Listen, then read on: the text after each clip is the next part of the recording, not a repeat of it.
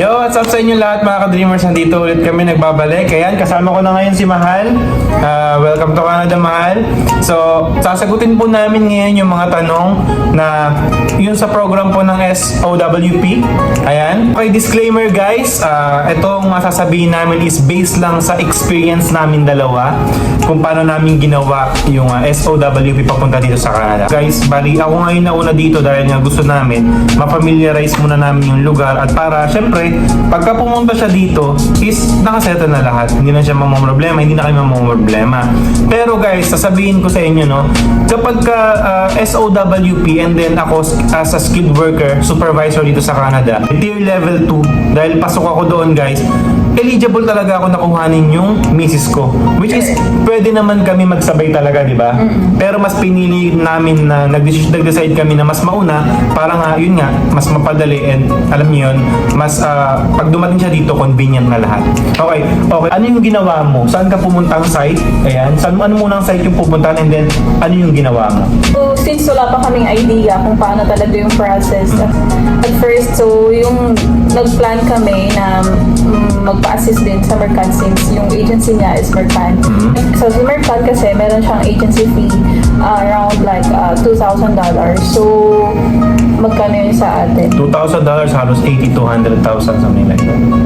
2,000 times 50. Oo, tama. Nasa 100,000. 100,000. So, nasa 100,000 pesos din siya. So, sabi ko, ba't para ang mahal masyado since automatic naman yung wife na magkaka-open work permit since nga yung job niya is high skilled. So, I did my research more on, nagtanong ako sa mga nakapunta dito na open work permit. So, nag-join ako sa mga groups na nandito sa Canada, particularly sa Quebec kasi nga iba-iba yung process per provinces. So, nagtanong ako. So, thank you talaga sa mga mababait tsaka generous na sumagot sa mga tanong ko kasi sila talaga yung Shoutout sa inyo pala sa kabayan na tumulong din sa amin sa mga sumagot ng mga tanong. So, step by step, nag-register kami sa IRCC account sa canada.ca. So, gagawa ka dyan ng IRCC account mo, gagawa ka ng GC key. GC key account ang tawag doon. And then, upon signing up, sasagot ka ng mga tanong.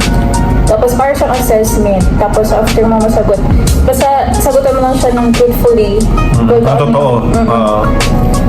Tapos, may mga questions doon na, do you have a relative na, or yung asawa mo ba is work permit holder sa Canada, nasa Canada may mga ganun. So, isa yun sa mga tanong doon. Tapos, after that, may result na lalabas kung ano kang visa or ano kang program. So, ibig sabihin, nung nag-sign in ka doon at sinagutan mo ng yung mga application, ang lumabas is eligible ka You're eligible for open work permit. Okay. So, yan talaga yung nakalagay.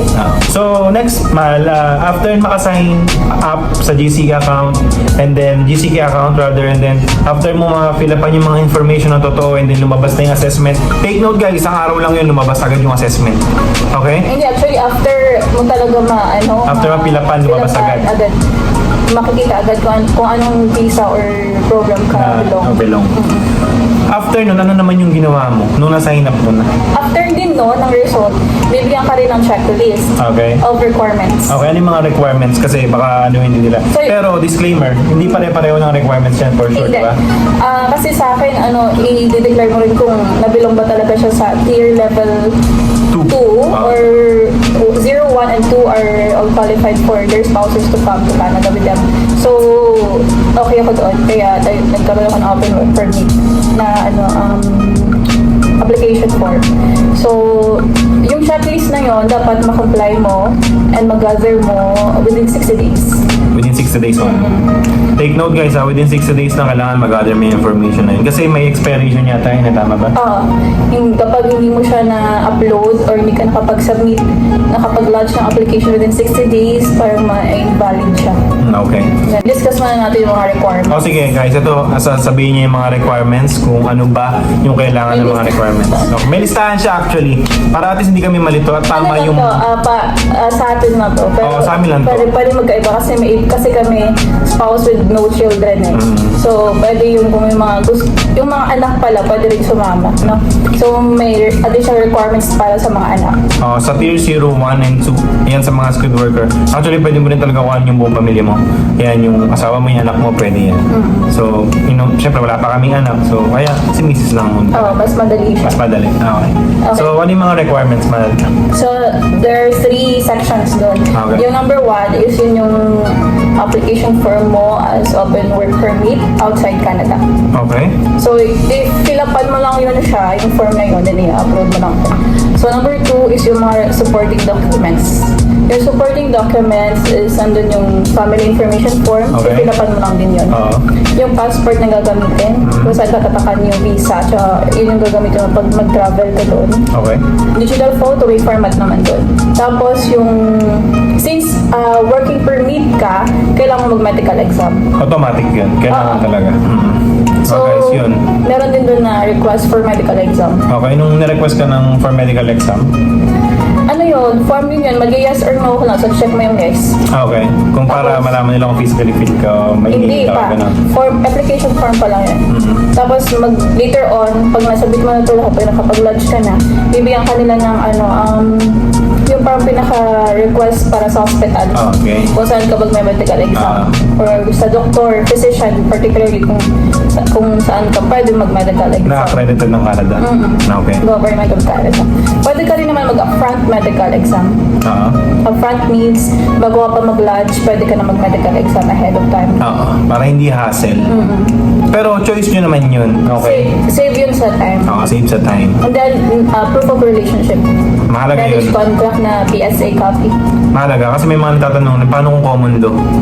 Medyo mahirap. Medyo, complicated. Complicated, oo. Kasi kailangan mong i-prove yung mga, affidavit of yung mga friends mo or anything. Bank account, home ties, di ba?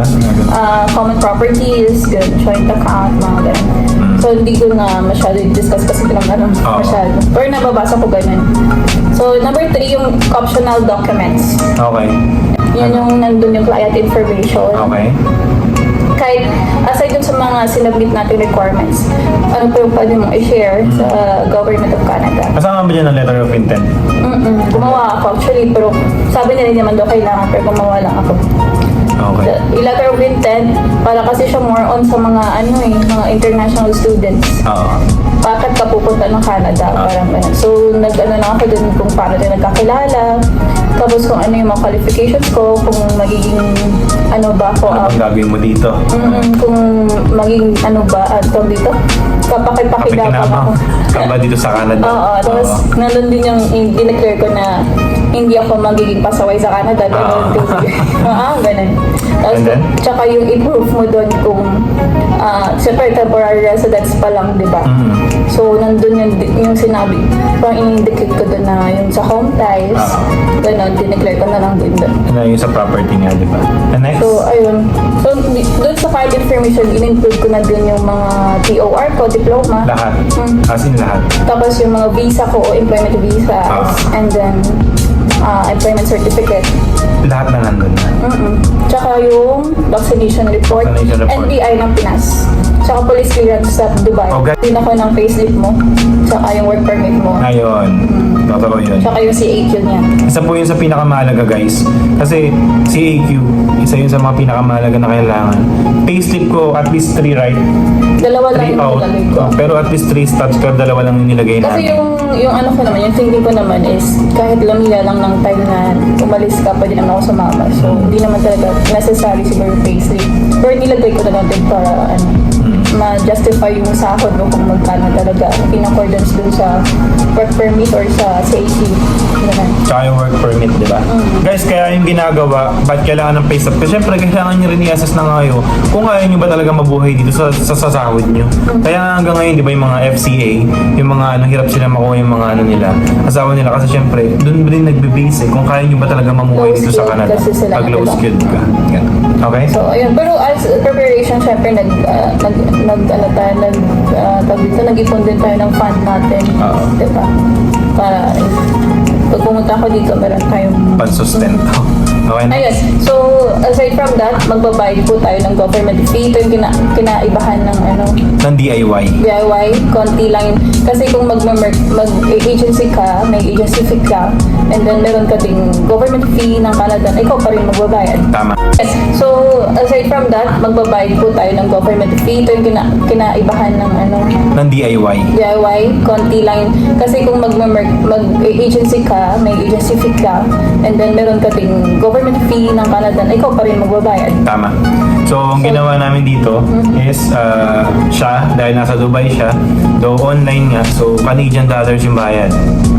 Ito yung kagandahan sa DIY kasi hindi ka magbabayad ng agency fees na kanina kasi sinabi natin $2,000. Only government fees. So, makakalas talaga tayo ng malaki. So, overall, magkano? Ang binayaran ko lang nasa $300 may get. $340. Oh, $340. Yung $340 na yun, work permit, kasama din yung tatlo.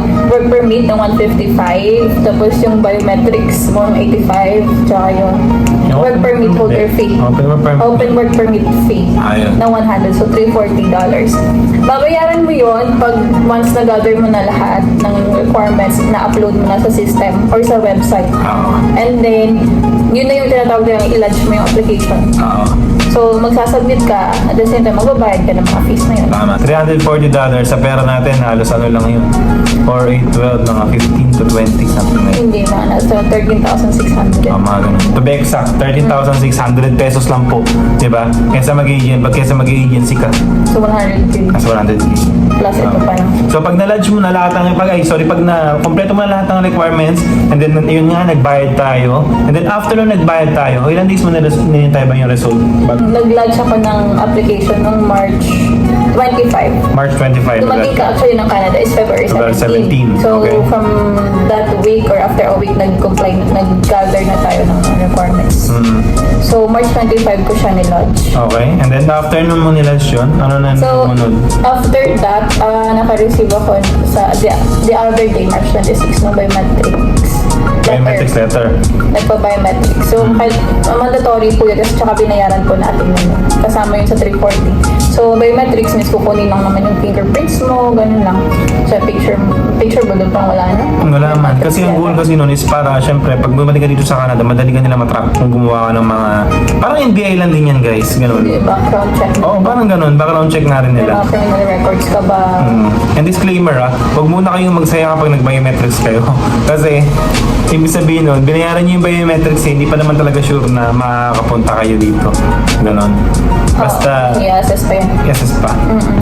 Biometrics ako mga after a week siguro. Ano sumunod? After mo mag-biometrics, ano na yung sumunod? Tapos yung medical request, naka-receive na ako. Ayun. So, naka-receive na siya ng medical. Nagpa-medical ako dun din sa Dubai. Sa Medbay din. Sa may Dubai din. So, mayroong list ng mga qualified physicians. So, pipili ka lang doon kung saan. So, doon nagbayad ako ng 700 dirhams. Equivalent sa pera natin. Sa palibo. 11,000, 11,000. Ayun guys.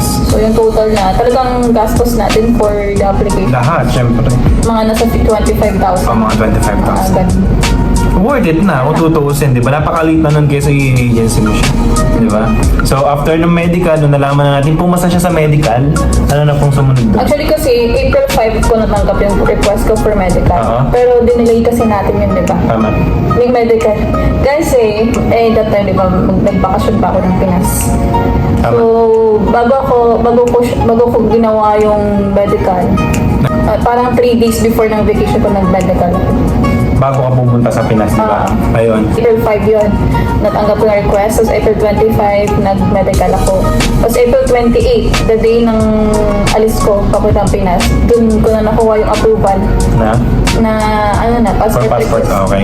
Ayun guys, 3 days. nakakatuwa to kasi dinelay kasi namin eh. Yung medical dinelay namin ng halos 12 days or 15 days yan. 20 days. Mga 20 days. After 3 days ng medical ko na lumabas na agad yung passport request. Kasi may deadline din yung passport submission. So, 1 month.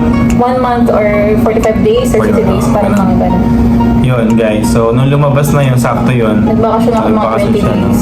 Nagbakasyon siya ng mga 20 days. Sabi na, syempre, dahil nga alam na namin na passport request na siya, nagbakasyon siya ng Pinas para ma-enjoy niya naman, di ba? So, bago para ba? at least, bago siya pumunta dito, hindi ganong nakakamiss sa Pinas, ganun. So, alik niya sa Dubai, Nag-submit Passport. na ako ng passport. ayun. Passport Without request, hassle, without hassle. So, ilang days yun, mahal, bago dumating yung passport sa'yo. Tinunong yun sa akin kasi, sa case ko kasi, mabilis lang bumalik yung passport kasi natatrack eh. Pero yung kanya 2 weeks, nung na-passport request na siya, mga ka-dreamers, ayun na. So, lumabas na yung visa niya. So, take note, sagot po namin yung ticket, hindi po sagot ng employer yun, okay? Kasi nga po, dahil nga po, SOWP siya, and then ako yung may cargo na rin sa kanya, kaya sagot po talaga namin yun. Sagot po yung ticket, hindi po sagot ng employer. Kaya, yun po, dahil nga po nung sinagot namin, medyo mahal na yung ticket, kaso nga lang, nung time kasi na yun, kung ba't pa siya na-delay, papunta dito kasi, Nag-extend lang talaga ako. Oo, nag-extend siya. Sa work ko kasi kailangan pa mag-extend. Nag-extend siya sa work niya. Kasi kailangan siya. Alam niyo naman, pag magagaling kasi talaga galing eh. Kailan ko yung na-receive yung passport ko, mahal? Kasi meron na siyang visa nun eh. So 3 weeks na Dahil delay, nag-work pa siya. third week of June ko siya na-receive. Mga ganun siguro. And then, lumipad ako pumunta dito, August 8. August 8 na. So yun. So Dapat total, July. inabot siya ng 5 months sa Dubai ng pagpaprocess. Almost 6 months. For processing, yeah. For processing.